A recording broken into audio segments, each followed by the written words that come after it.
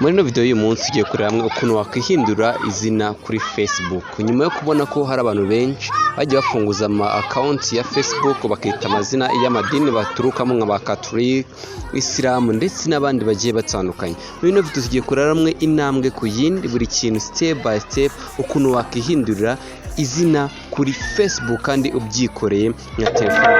Ndagusabye niba uri mushyashya kandi subscribe, like ndetse na comment kugira ngo ibiganiro nk'ibi ntibizajye bigucika. Tugiye kwigira hamwe intambwe ukane kuri strongo ubona ahangaha tuhagaze cyangwa dutambitse, tubona ahangaha udukandeho nurangiza umanuke gutyo ubona scoring, urangiza uze ukande ahangaha ndetse setting cyangwa setting and privacy.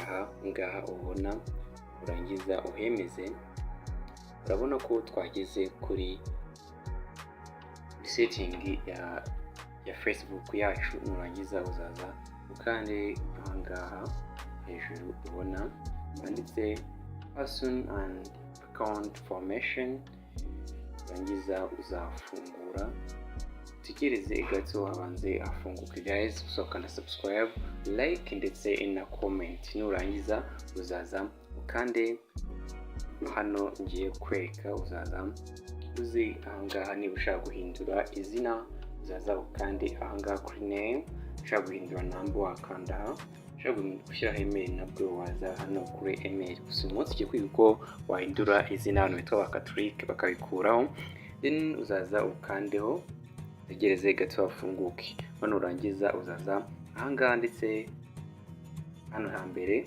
ubibona ko kubibona kuri screen yawe, uza ahambere sorry gato.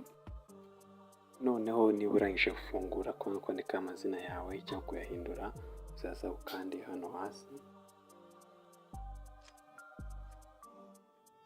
bityo. Urangiza hano uzahitamo bitewe n'uko ushaka ko uzajya ryandika, ushaka kuza ugahitamo hano kuri kabiri bizaterwa. Warangiza ugahita ugashyiramo password yawe hano. Umara gushyiramo password yawe usanzwe ukoresha Facebook cyangwa baranayibagiye wambwira nkabikwereka.